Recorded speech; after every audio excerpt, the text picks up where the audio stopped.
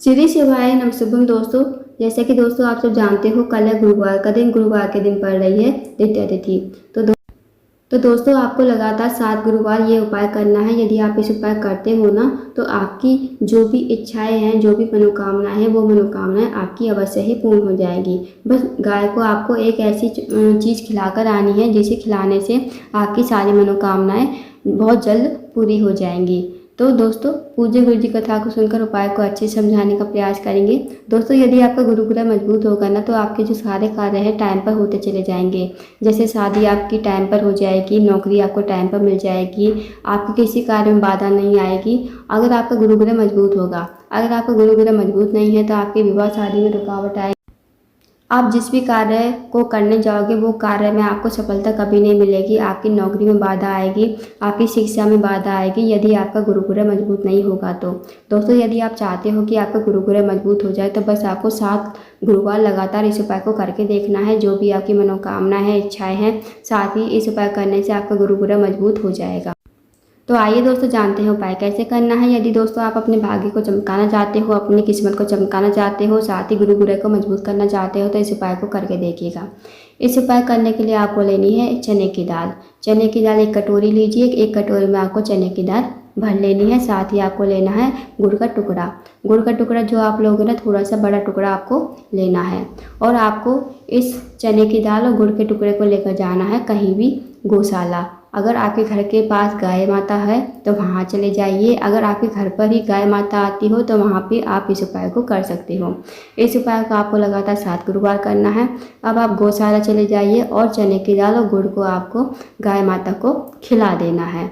यदि आपके घर पर गाय माता आती है तो आप अपने घर पर खिला सकते हो गाय माता को। अगर आपके घर के आसपास गाय माता है तो आप वहाँ भी चने की दाल गुड़ का टुकड़ा आपको खिलाना है। इस उपाय को आप लगातार 7 गुरुवार करके देखिए दोस्तों। जो भी आपका दुर्भाग्य सौभाग्य बदल जाएगा, साथ ही आपकी किस्मत चमक जाएगी और आपका भाग्य भी इस उपाय को करने से चमकने लगेगा।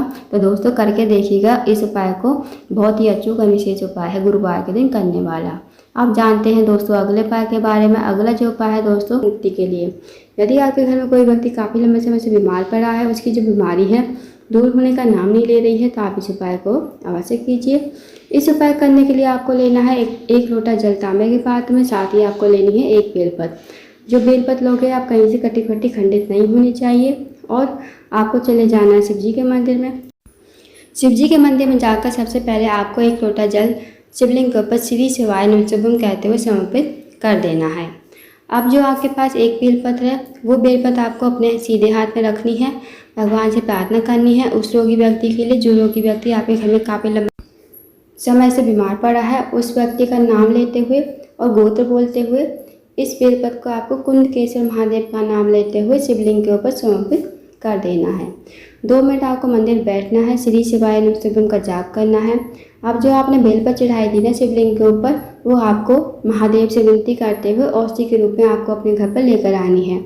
इस बेलपत्र को घर पर लाकर उस रोगी व्यक्ति खिलाना है। जो रोगी व्यक्ति आपके घर में काफ़ी लंबे समय से बीमार पड़ा है, उसको आपको कुंडकेश्वर महादेव का नाम लेते हुए इस बेलपत्र को चबा चबा कर खाने को कहना है।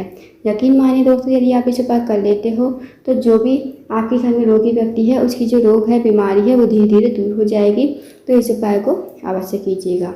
अब जानते हैं दोस्तों अगले उपाय के बारे में। अगला जो उपाय है, अगर आप किसी कार्य के लिए बाहर जाते हो, आपको कार्य में सफलता नहीं मिल पाती है, साथ ही अगर आपके किसी कार्य में रुकावट आ रही है, नौकरी में रुकावट आ रही है, तो आप इस उपाय को अवश्य कीजिए। इस उपाय करने के लिए आपको लेनी है 9 चने की दाल। साथ ही आपको लेना है एक छोटा सा गुड़ का टुकड़ा और 1 लोटा जल आपको तांबे के पात्र में लेना है। अब आपको दोस्तों चले जाना शिव जी के मंदिर में। शिव जी के मंदिर में जाकर सबसे पहले आपके पास जो 9 चने की दाल है वो आपको थोड़ी सी गीली कर लेनी है। गीली करने के बाद जो आपके पास छोटा सा गुड़ का टुकड़ा है वो आपको लोटे के जल में डाल देना है श्री शिवाय नमः कहते हुए। अब आपको 9 चने की दाल जो है आपके पास, वो आपको एक एक करके बृहस्पतिश्वर महादेव का स्मरण करते हुए आपको शिवलिंग के ऊपर समर्पित कर देनी है। जो आपके पास 1 लोटा जल है जिसमें आपने गुड़ का टुकड़ा डाला है, वो आपको अपने हाथ में लेना है। भगवान से प्रार्थना करनी है कि हे महादेव, मेरे जीवन का ये कार्य है, बहुत दिनों से अटका हुआ है, आप मेरा जो कार्य है पूर्ण करवाएं और मेरी नौकरी नहीं लग रही है, मेरी नौकरी आप लगवा दें।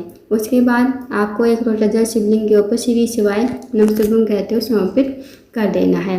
2 मिनट आपको मंदिर बैठना है, श्री शिवाय नमः शिवाय का जाप करना है। अब आपको भगवान को प्रणाम करते हुए, विनती करते हुए आपको अपने घर पर आ जाना है। तो दोस्तों करके देखिएगा, बहुत ही अचूक इस उपाय है।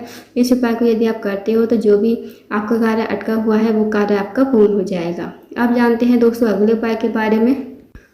दोस्तों अगला जो उपाय है, अगर आपके जीवन धन की कमी है, पैसों की तंगी है, आर्थिक तंगी से बहुत ज़्यादा परेशान हो, आपके घर में माता लक्ष्मी का वास नहीं है, माता लक्ष्मी आपसे रूठी हुई है, तो इस उपाय को करके देखिएगा। इस उपाय को करने के लिए आपको लेना है 1 लोटा जल तांबे के पात्र में, साथ ही आपको लेनी है 5 हरे मूंग के दाने और 1 बेलपत्र। जो आप बेलपत्र लोगे, हरे मूंग के दाने लोगे, वो खंडित नहीं होनी चाहिए, इस बात का ध्यान रखना। अब दोस्तों आपको चले जाना शिव जी के मंदिर में। शिव जी के मंदिर में जाकर सबसे पहले आपको 1 लोटा जल शिवलिंग के ऊपर श्री शिवाय नमः शिवाय कहते हुए समर्पित कर देना है। उसके बाद जो आपके पास 5 हरे मूंग के दाने हैं वो आपको माता सरस्वती के स्थान पर समर्पित करने हैं। दोस्तों माता सरस्वती का जो स्थान होता है वो जलाधारी के बीचों बीच में होता है, मोटी सी लाइन बनी होती है नाग देवता की तरह। तो वहाँ पर आपको 5 हरे मूंग के दाने समर्पित कर देने हैं और 1 बेलपत्र भी आपको माता सरस्वती के स्थान पर ही समर्पित कर देना है। अब दोस्तों जो आप बेलपत्र समर्पित करोगे ना, जो डंडी का मुख होगा वो आपको जलाधारी की तरफ करना है, जहाँ से जल नीचे बहकर गिरता है, और पत्ती का मुख आपको करना है शिवलिंग की तरफ। तो इस तरह आपको बेलपत्र समर्पित करना है। 2 मिनट आपको मंदिर बैठना है, श्री शिवाय नमः शिवाय का जाप करना है। आपकी जो भी मनोकामना है धन से जुड़ी हुई, वो आप मनोकामना कहिए और आपको प्रणाम करके विनती करके आपको अपने घर पर आ जाना है। तो दोस्तों करके देखिएगा, बहुत ही अचूक उपाय है। इस उपाय को यदि आप करते हो तो आपके जीवन से धन की सारी समस्याएं दूर हो जाएंगी और आपके घर में माता लक्ष्मी का वास हमेशा ही होगा। तो इस उपाय को करके देखिएगा। तो दोस्तों ये थे कुछ विशेष उपाय जो आपको गुरुवार के दिन करने हैं। इन उपाय को अवश्य कीजिए। अगर आपको जानकारी पसंद आई हो, वीडियो को लाइक करें, शेयर करें, चैनल को जरूर सब्सक्राइब करें। कमेंट बॉक्स में श्री शिवाय नमः शिवाय हर हर महादेव जरूर लिखें।